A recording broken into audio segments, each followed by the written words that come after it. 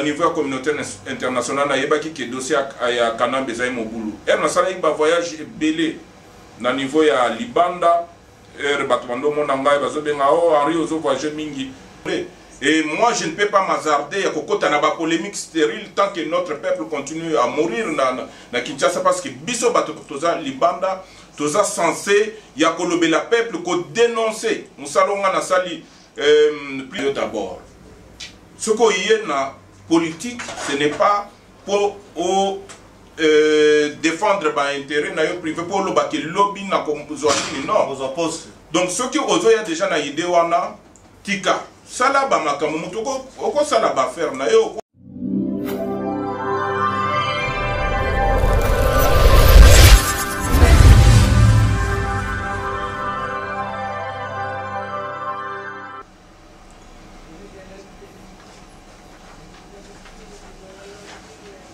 Ouais, très chers téléspectateurs de cette émission, vraiment, na s'appelle mingi comment on a bino parce que je sais que bino peut observer comment on a pour qu'on a une émission oyo ndenge pe bolanda ka émission oyo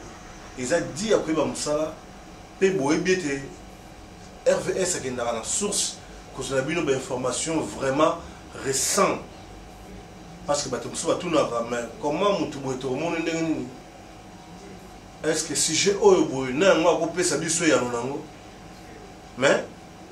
je pense que les gens moko oya bino oya kindaka ko luka penza po yeba juste qu'est-ce qui se passe et là on est penza ils ont les cas pourquoi vendre la boye bande ko mona peut RVS mamuke bozo mona de soute sans plus tarder na mbeli bino de soso oya bino oboyebi oya bundela rapé bana Congo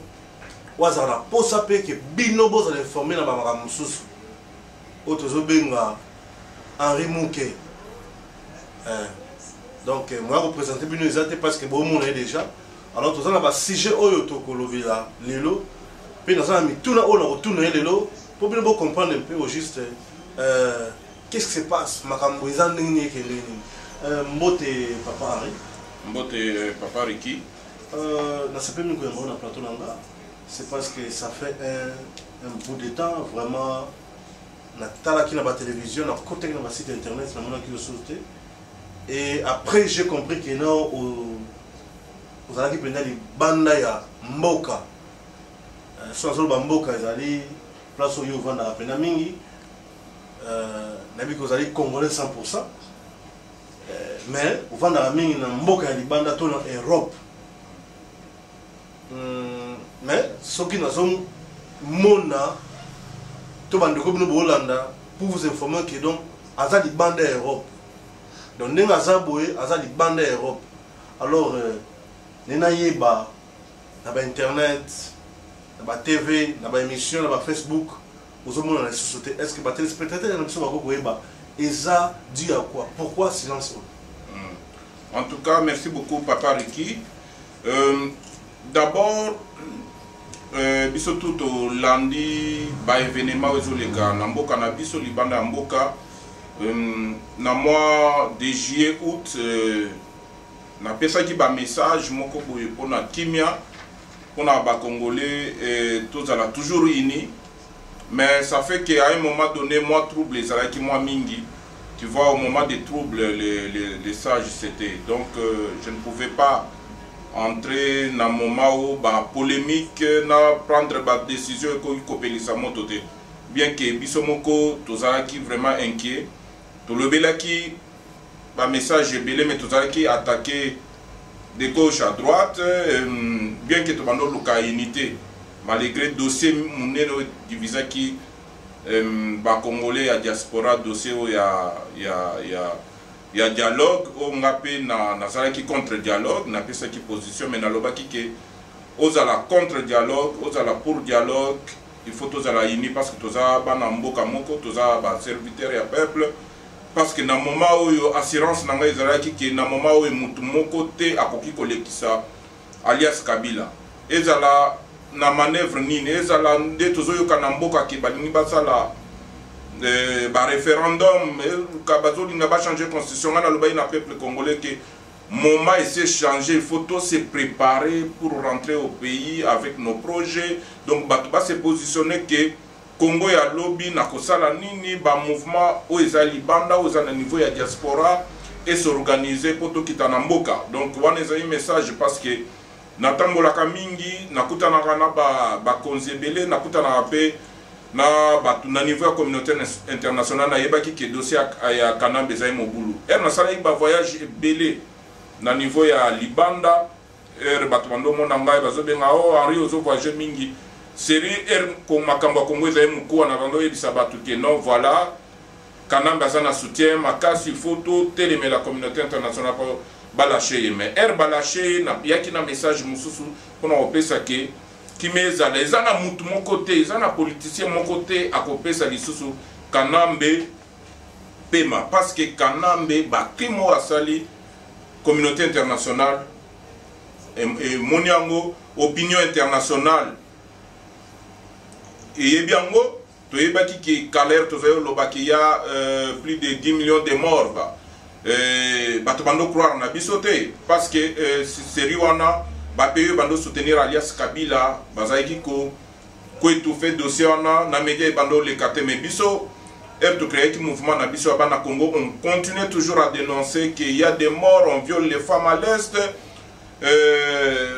pays ezali pillé biloko tout wana opinion nationale na internationale ya ba peuple français ba européen nyonso ba américain ba peuple bando comprendre te mais lelo makambo tu essayer bani tout moni même à travers lelo film oya Docteur Mukwege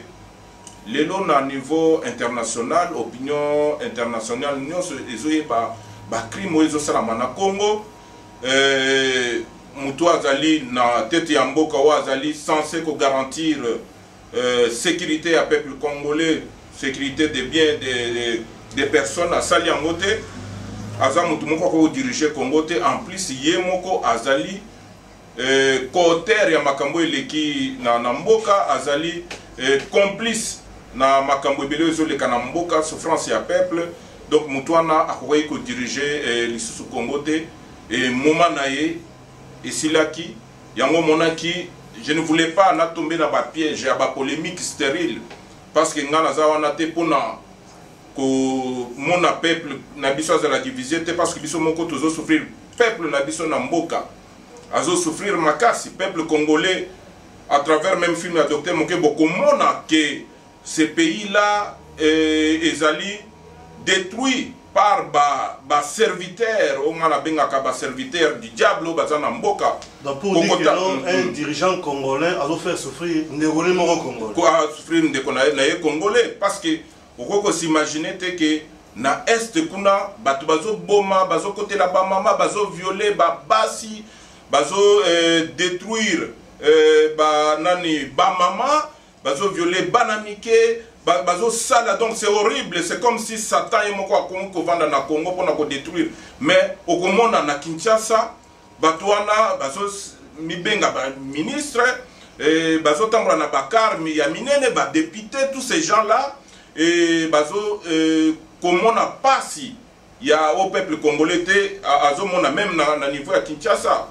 bato bazo lia malamu te soins de santé ezate okomona même bakisi au peuple congolais azozwa ya ba fokiso ba chinois ba yenango na ba indien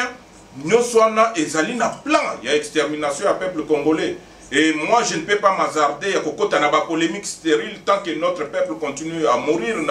na Kinshasa parce que biso bato toza libanda toza censé ya kolobela peuple ko dénoncer musalonga na sali plus de 10 ans na sacrifié makambo nanga ebele na sacrifié ba faire nanga na Congo na sacrifié makambo ebele je ne peux pas vouloir que en dernière minute muto na komo kende to bebisa image ya lutte na biso parce que yomoko yebi papa Reki on va y arriver parce que il y a des questions nasisa oyebi que papa Reki combien pouvoir ya Kinshasa et bébisa image ya ba combattants na RTNC ko passer que non ce sont des bandits ce sont des voyous donc basala tout mais tokoyi ko pesa bango chance te ya kokota na makamoko stérile ponga sena le balika balingate alias Kabila doit partir et que sort na ye ezali déjà décidé nyonso akosala baje azosala ekosimba lisusu te. Ok, so on a dit bien silence na yo ezaki dû ya olingai kokota te na ba nonsense oyo esala ke no mboka na biso ezonga sima. Alors Nayokyo, très cher téléspectateur, je pense que Binomo Bolandi, pourquoi Azaki Komona Nate, et l'Oroni nous essaye que nous pas Nate, pourquoi peu silence naïe? Je pense qu'à expliquer ma bébélé au Binomoko, je pense que Aolo Bamon en anglais, Aolo Bamon en français, Aolo Bamon en lingala pour le peuple congolais, à sur la parce que un Moroboé, on dirait que lingala on peut bien soutenir, malgré ça congolais. Alors on est là tout na papa. Harry Moke. J'ai vu des divisions à Katia Komba. J'ai vu des divisions à Katia Komba. Alors, je ne sais pas ce qui est division en haut. Ezaraka, Tisikoyo, to pe division en haut. Ils ont continué de Cécile ou bien ils ont aussi la thé. Peuple congolais a même un peu dans nos koyo. To ba ningo pe ba ni division ba so sur un peu mon ke o. En tout cas, ezali division. La diaspora. Ouais, division la diaspora et kokiko sila nango. C'est parce que l'eau est divisé par rapport il y a ba prise de position, il y a ba parti politique où ça dit que batumususu va se maîtriser te batumususu ba moni que ba oy ba boy et comme il y a ba non il y a comment tenir ba politique eza qui est politique ezali il y a qu'à faire comprendre mutukene aux ana erreur. Donc na erreur wana ceux qui battent tout va comprendre que oizo divisé biso ezali muke ezali plus forte que oizo unir biso qui est la République démocratique du Congo battu tout ba kozonga na raison parce que tokozala censé à vivre toujours ensemble. Donc quelle que soit la division et là on a lobaki que batu bawele la guerre ya leadership te pas parce que batu muso bazo kanisa ke combat oyo eza combat ya ko wele la gloire moko boye ou bien leadership ngai boye donc qui moi donc je ozomona babiloko anande zo sala ke les autres ba kanisa ke non azobunda po lobby ngwe bongi azo. Or nous sommes des serviteurs. Mon problème ya Congo, moi j'ai étudié le leadership serviteur. Qu'on servir le peuple d'abord. Tout leader doit être serviteur. Servir le peuple d'abord. Ce qu'on y a dans politique, ce n'est pas pour défendre l'intérêt privé, pour le lobby, non. Donc ce qui est déjà dans l'idée, tika. Sala ba makamu mutoko oko sala ba faire na yo oko sala musala na yo oko travailler dans la société moko qui peut faire que réussir vinayo au sala de façon que okoma mutu na vie mais ce qu'on y a na politique pour dire que non je viens me servir comme mentalité au batu bakérir pendant 32 ans il y a mon bout croyant que non les alliés politiques les alliés pour na se renchir bon na koma na mbongo nde ezo sala lelo ke tokoma batu bakoma kowelela gloire or gloire na mokilo eza ya nzambe soko lobi ke ozolobela peuple aza ya nzambe Congo ezali ya nzambe peuple wana baza ba chrétien à 80 toloba 90% ya peuple congolais baza ba chrétien donc baza na roi na bango Jésus-Christ donc à lui la gloire mais ceux qui battent comme mona que gloire ezo rendre bango et revenir na bango de tozo kota na babiloko yo. Et puis, batozo kanisa ke bamusu bakomi banzambe oyo bakoyi ko toucher te oyo bakolo belate tout ça ba polémique tout wana ezo sala ke ezo diviser peuple congolais. Pona ngai na principe na ngana monaka parti politique te na monaka ba mouvement politique te ba association te na monaka d'abord les Congo. Bitumba na ngai za d'abord les Congo pas bundiana Congo Congo ndeza parti congolais olingande wona congolais congolais osungande wona congolais et loko lobby loko moko ya mutu ya parce que ceux qui osa na amour ya congolais te comment kolinga Congo parce que ce lobby osa bunda pona Congo osa serviteur un serviteur ya nani ya congolais donc so osa serviteur ya congolais oko inande kona ya congolais te oko sala congolais mabete donc tu vas toujours na acte tout aux opposés bah tu vas ressentir que il y a l'amour. Donc tout de part et d'autre ils à la KO ils à la KO ils à la ceux qui 4 ou 5 ans parce que ba ennemi à Congo bah ça est belé. Bah intérêt intérêt multinational na mboka na ezali tellement énorme que bah kobanda ko sala ka toujours biso bagé parce que depuis longtemps congolais nano apona mokonzi o alingité mokonzi ya Congo ça a toujours imposé de l'extérieur d'où aux hommes on a même bagé nyonso aux hommes pourquoi parce que même niveau ba intérêt mafieux bazo luka que non il faut tous ala na batu moko na Congo ba ko la manipuler donc toko bomana lelo omoni pe tozangi mboka wana passe pourquoi parce que bato wana bazana agenda na bango yango moni ngai na senga toujours peuple congolais bien je continue à dire aux Congolais qu'il faut tous être prudents et vigilants. Tous les sous peuple wana o ba manipuler na ba année 60, 70, 80, 90 peuple congolais a commis mire, tous vigilants, il y a ko prendre destinée na biso à maboko. Donc mututu akoya na G ya mabe pour na continuer copier Congo na to côté les melaye. OK, tolandi pe bino bolandi. Alors ce qui bolandi bien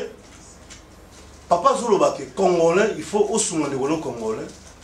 olingane ko congolais pe ngana tuna mutuna moko est-ce que le lobo soki balbi ke non bon poste yango wana oyo bino bando ko luka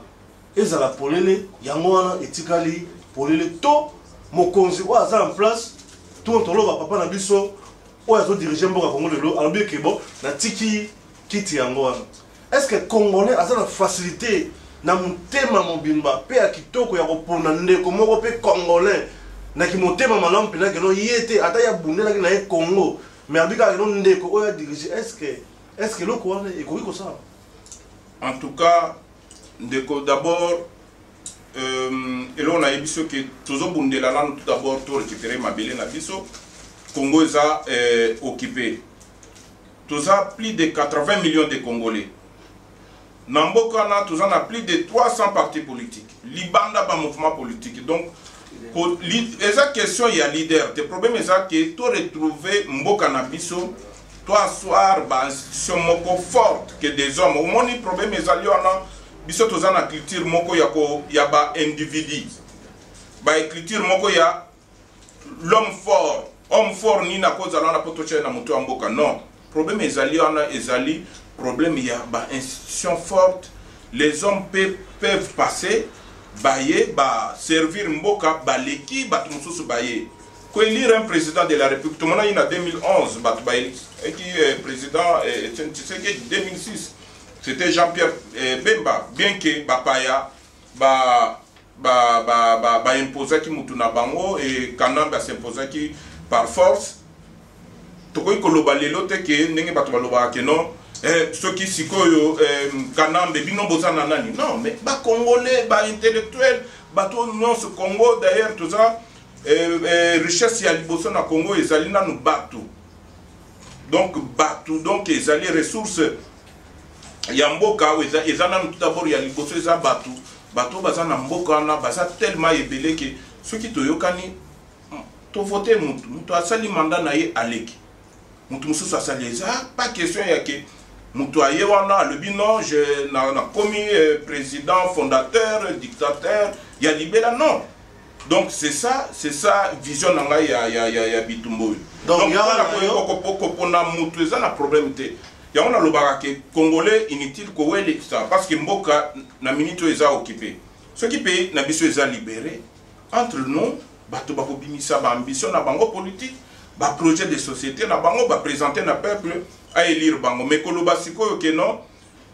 nani sikoyo bozana nani wana ezali kofinga ba congolais toza ebele bato oyo lelo bakoki ko poser ba candidature na bango ba élire moko donc il faut pas que bato va sentir que non il faut toujours présidence de la République pour la servir mboka no ko servir mboka na même en étant bourgmestre ko servir mboka na même en étant même cultivateur.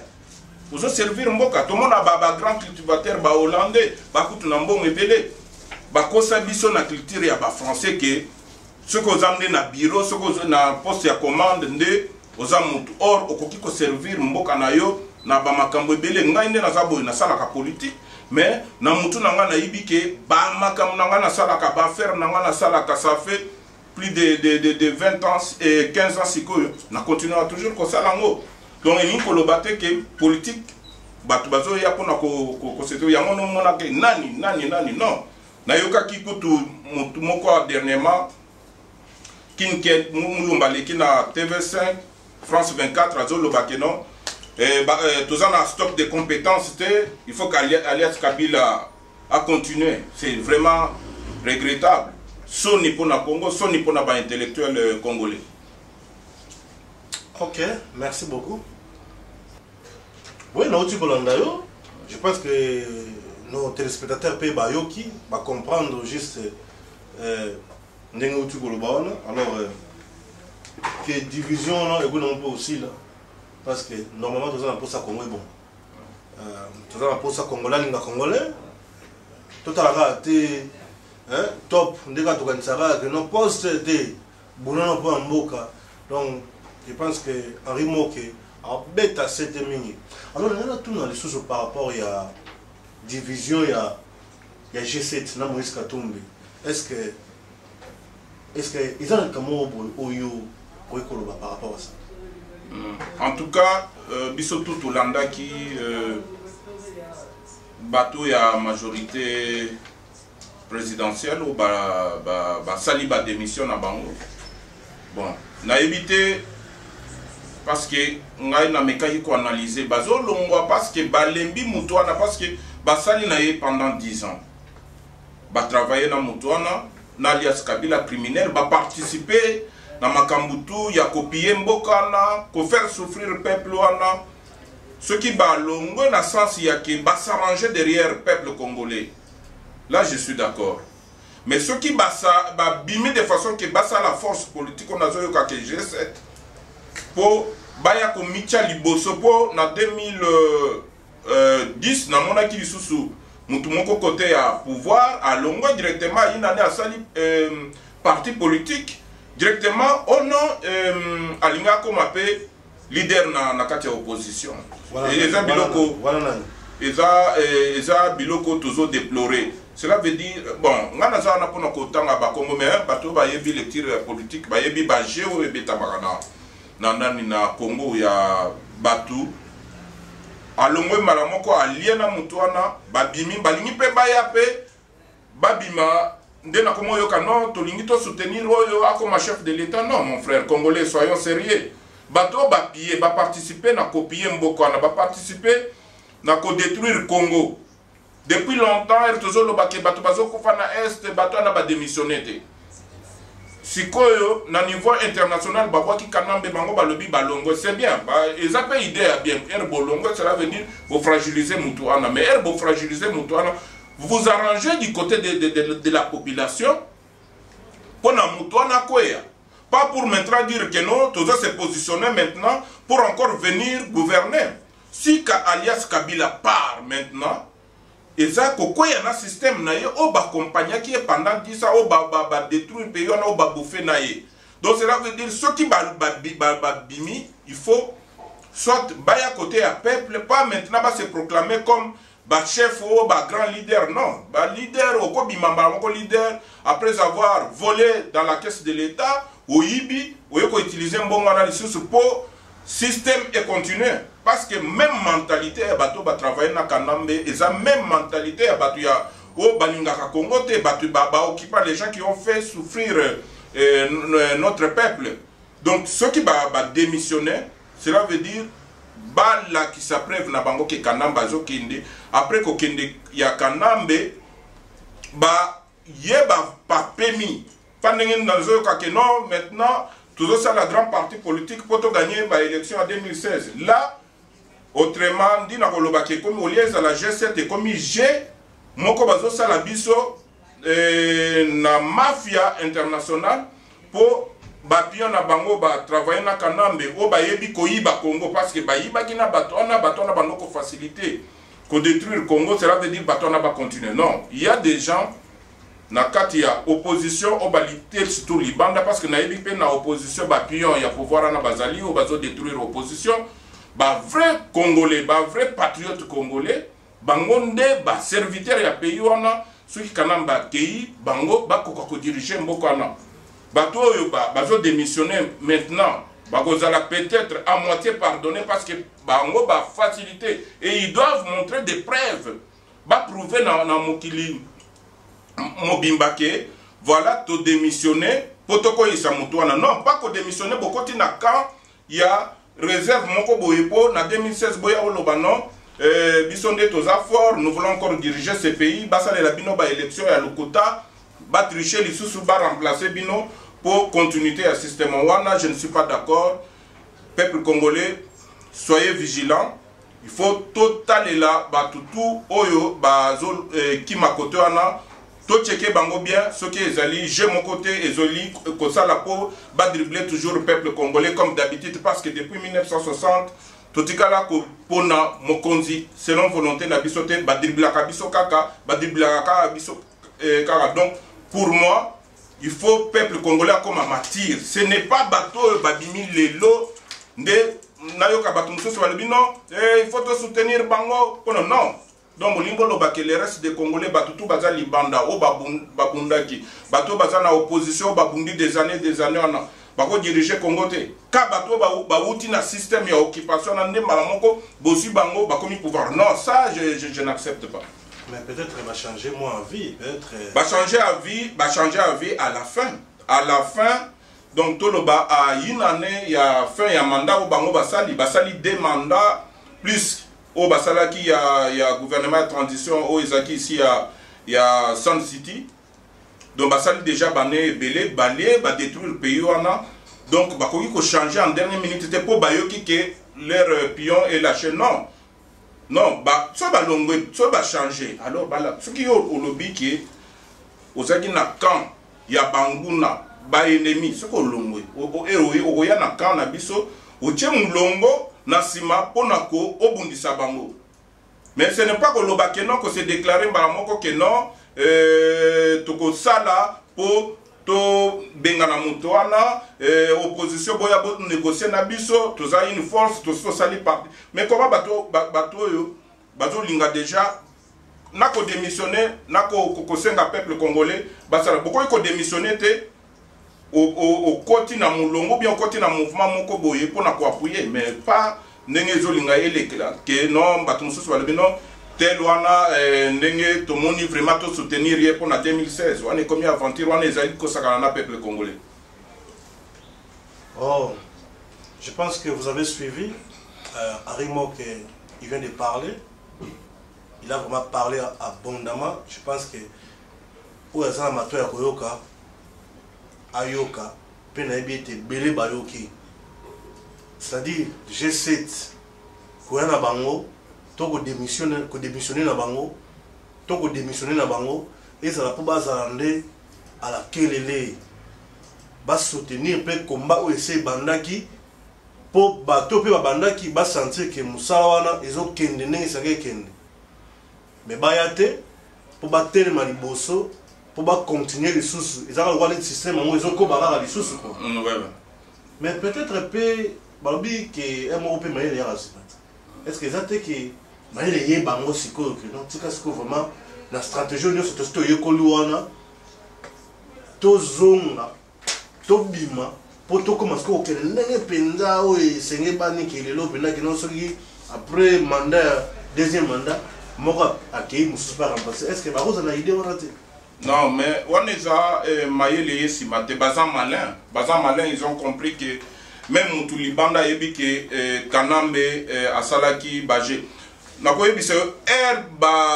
baningaki ko modifier constitution, ba revoir nani loi électorale. Est-ce que bango va démissionner qui? Bazaki ko soutenir. Bango batwana ba voter qui na parlement ba toucher constitution. Pour pas continuer. Herba moni que peuple a télémi. Makamuna bango est simbité. Ba meki masolo mususu ya ko dribbler opposition ba kotisia bango na masolo mo ba sala glissement bamoni que na dernière minute IDPS aboyi pe dialogue ango comme piège ba sentir que ba tendre bango piège bazali sur la carte mususu au sala te bamoni vraiment que ba carte to bete parce que na politique yeba que quand il y a devant un problème on a toujours des pistes de solutions et ça pistes de solution mon côté mais plusieurs pistes de solutions quand je suis face il y a problème moko boye na olobake sikoyo ba nani ma biloko nini ezokalengai na ko beta plan oyo soki plan oyo simbité na ko beta oyo soki na simbité tout ça mais ba carte déjà onyo alias Kabila a beti a sentir que ezo simbate bango en tant que malin ba bimi mbala moko ke to comme démissionner mais après avoir fait beaucoup de choses ba sali ba makambo ebele na alias Kabila donc ils ont compris ba couper ba province ba sali ba makambo ebele sikoyo va comprendre que maître ozokende mais biso déjà il faut tous à la koto il faut to beta bazoba comme ndenge ba mona ka peuple congolais que bazoba o bakase parce que moni déjà système ni neza na mboka na télévision bazo l'exa n'importe quoi ba musique ba théâtre ba distraction RTNC za on a pour un mensonge donc peuple aza vraiment attend il y a pour lander la bangote bakoyo kaka on a ba démission peuple acclamé mais vrai nani élite ya mboka neza libanda diaspora intelligence il y a peuple congolais biso nde tozo mona mama kambango azobeta donc biso tokoyi ko permettre que lelo Congo ait continué plus de 55 ans après indépendance Congo ait continué toujours na voie ezo kendo donc est sombré toujours mboka na ekufa ole tozo mona ba pays toza wana ba pays mususu ya Afrique tozo mona nde ba pays on etongami ndenge social ezali ndenge sécurité ezali police na bango ezali ndenge bazo battre la peuple ndenge misala ezali mais mboka na biso bato wana ba s'enrichir na mutu ya peuple congolais donc peuple ya nzambe donc on na zolobake na situation oyo toza na ngo lelo soki peuple congolais a se levé pour se défendre contre les forces du mal pays on ekotika la kaboué parce que ils ont compris tout est mis en œuvre na mboka na pona ko kocha peuple na biso na esclavagisme et ils s'en foutent voilà t'as le même nombre de morts au bato bakofi na est na Kinshasa bazokunda bato bakoma na cimetière mulongo pays ni noto mona kata na bamboka musu yo pe otambolaka okende pona kokunda bozotia mulongo ya bakor déjà na Kinshasa na ba cimetière tous les jours c'est comme ça donc il y a un plan d'extermination des peuples congolais que ça soit na Kinshasa na ba province nyonso na ba Congo Bandundu Équateur Kisangani Ozui les deux Kasai Ozui Katanga donc peuple a souffrance eza tellement makasi que tous en a droit à RRT il faut tout éliminer la bateau tous en a les yeux fixés vers Jésus-Christ pour yende kolo bitumba parce que tout le monde a histoire tout ya mboka bateau batale la toujours nzambe tout le monde a bateau Amérique latine tout le monde histoire ya bana Israël bitumbo yango zomona ke biso il faut to mikitisa nzamba za toujours liboso parce que bitumba ya Congo ezali tellement makasi to bundi yango mais oningo mona baché balimba ça o mona lisusu kaka bakobimisa mutu moko boye a vu pouvoir ona to continuer ka toujours comme ba esclave na pays wana na mabelona yango na osenga ke peuple congolais il faut a telema a se lever bazala na bobangité pour to libérer Congo wana donc to kota na ba désordre ya koswa na te to kota na distraction te ceux qui au moni muto aye po a luka polémique yeba ke ye wana azali envoyé du diable ye wana nde démon ba esprit mabeo ba kotisi na Congo po Congo ba mystique et comme kuna ba ndenge ale moloto alobaki ba lo djebele ba biloko moko ya mystique pona ko maintenir peuple congolais dans l'esclavagisme. Mais ceux qui biso to s'élever comme un seul homme dans l'amour, to fixer nan mis na biso vers le serpent d'airain qui est Jésus-Christ tokobika ceux qui continuent toujours, il y a que ça là-bas, biloko, parce que nous avons que bateau baza là-bas, esprit faible, nde wana ba esprit wana ekoya, et côté li bango pona, kocha ba démon moko ya trouble, ba démon moko ya distraction, il y a il y a division, bah comment créer bah terme, oh c'est du tribalisme, oh c'est si bah ça bah bilo moko boé parce que ce sont des gens faciles à manipuler, ils sont faibles spirituellement. Quand il est faible spirituellement, l'ange des démons a quoi atterrir dans nous autres on a eu facilement pour osala mosala comme en 1960 tout le monde a qui bazo lukako tia trouble ko diviser mbokana ko tia sécession ba guerre e bando bima ba province e bando kabona ba trouble e bandi ba Moïse chombe ba bini koto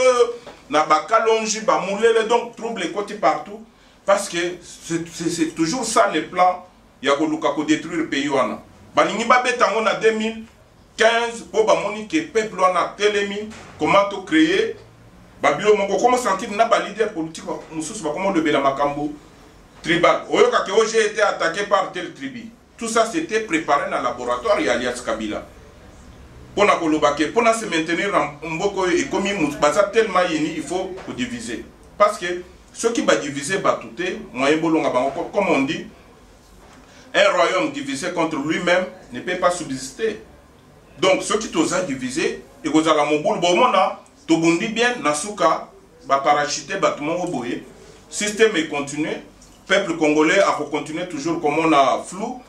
et que zoali sous bané belé tant sous gozala banana biso bien bakoko na biso bakoya sous ko continue bitumbo yo et kozala grave. Pour moi il faut que le peuple congolais soit vigilant bitumbo ezali nzambe to longi yango to tenir ceux qui bokomi na suka ezala na mwa mupepe mangungo moni nyamana asa betami so bo beti lelo nyama masasi au mona zo kende mangungo akoya na force zo kanisake azama kasi zo kande asazoki après quelques kilomètres à Kekokufa. Donc peuple congolais tous à la debout dans l'unité dans l'amour ceux qui osent la positionnement na minito et positionnement que tu y a que non je vais devenir président de la République quand les abats malades on est côté là Bino Kala, oh non, pour servir les pays, il faut comme abonner. Non. Ceux qui payent, ils ont récupéré. Ceux qui ont l'ambition politique. Vous continuez à l'ambition politique. Ceux qui ont l'ingénieur salaboé au sali. Mais pour le moment, il faut tous aller unis, tous lutter contre les forces du mal, où ils ont détruit le Congo, Batou, Balobaboye, oh, il y a des missions. Oh, il y a ceci, il y a trouble parce que bazo peut qu'on distraire biso. Fona biso alias Kanambe, alias Kabila doit partir. Ok, merci, vous avez suivi. Et je sais que la majorité sont satisfaits. On n'a pas encore beaucoup à dire. Et là, quand on a été, quand on est dans le RVS, on est dans la source. Que vous avez des informations pour éviter Aïeba. Ouais. Vraiment, j'ai compris. Alors, dans tout ce que vous venez de dire là, qu'est-ce qu'il faut faire maintenant pour libérer les Congo, la République démocratique du Congo? Qu'est-ce qu'il faut faire? Bandeko ba sala nini to sala nini pour mboka wana ezala complètement libéré. En tout cas na otai koloba Congo toko linga jamais ezala libéré à moitié. Soit to lingi libération totale ya mboka na soit to lingi ba aventure parce que to bando linga Mobutu akende mais au lieu to zo libération to zo ki libération moko ya Lukuta force libération moko yewana ba peuple acclamé tout ça ndege mususu eko beta mawa bomoni batu moko babimi oh bangonde ba libérateur ba flouer le sous peuple congolais pour nanga il faut peuple atelema azo ba responsabilité na ye neti na Burkina Faso bomoni peuple burkinabé herba moni ke tolingi Blaise balobaki ke Blaise Compaoré à la présidente ba mettre en place na bango gouvernement ya transition mais ber ba moni que mutu moko azui ba telemeli lisusu. C'est comme ça peuple congolais il faut to comment. Est-ce que ya kolobake peuple congolais, est-ce que peuple congolais azana makila wana lokola ba Burkinabé lokola batona pour non mais peuple a après a démontré en ngana bando lobana bino kala même en 2014 que peuple à côté les mains bato bando ndimate na ban tala ba émission na ngal bi peuple à côté les mains bando lobake o peuple wana côté les mains journée mon côté parce qu'il y a qu'à 10 jours au jour. Peuple a préparé, non, peuple a préparé, prêt, mais il y a bah élite, bah politicien congolais, opposition, ils ont opposition moko, il y a bah ventilier, bah ça n'a qu'à y a opposition, belé bango bah ni ko travailler te, bah comme il y a koleka passer un message, boy ko travailler na population na se boy, ezate. Tout le monde a kala période de Mobutu to andolo ba IDPS, ezalaki na ba base partout na ba quartier tout ya Kinshasa ba commune tout ya Kinshasa so ba lancer mot d'ordre na limité ba représentant ya ba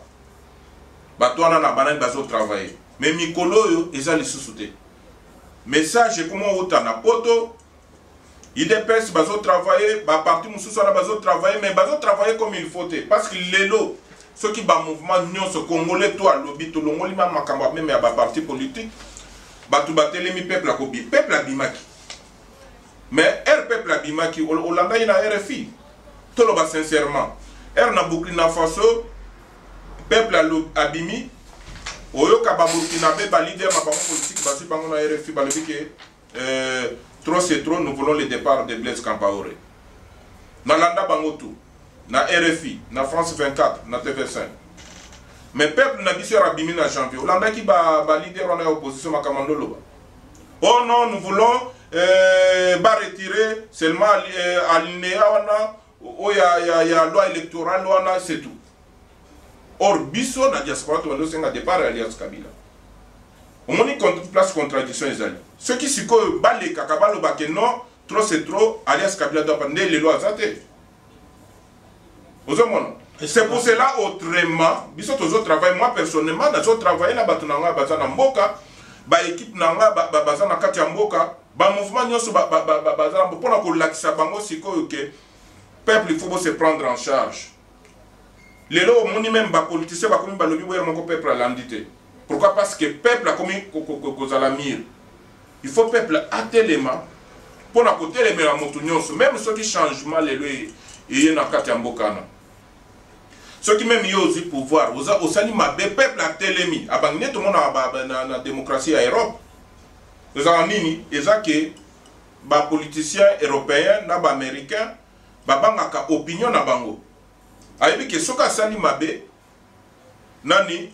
ba osale faux ou bien ba peuple a retomboka. Parce que pays local la France, il y a eu révolution française tout ça. Ba yebi peuple na bango. Donc au koya wana te ou bando sala n'importe quoi. Démocratie vraiment est vendeur. Or, vraie démocratie pour te retrouver dans mon mbokana, il faut pas corriger. Batu nyonso basali mabe na mbokana. Soki ba corriger bango, etikali na histoire ya Congo. Mututu akoya, même ba pesi poste ya ministre, akosala keba. Aoyeba ke na kokota na makambo mabete parce que peuple a côté remela. Au moins na batu mususu ba noboya bazala ba ministre. Tomoni ke nani alias Kabila oh lelo a commis le la peste, batunaye bazo qui maï pourquoi? Pour ba sentir que non, ko kangamana muto yo tokoya ko kufa pamba. Bakomo kima. A commis le nani malade tout monde qui en Afrique Ebola. Donc a commis Ebola donc mututu a komo banga. Mais il faut siko et continuer. Et comme on a pour le peuple congolais ba ke mutu moko plus jamais mutu moko ya na mboka na ko saka na mboka ngo akoti sabapaya ba se mettre dans pouvoir par force, va appliquer on a mindu qui non.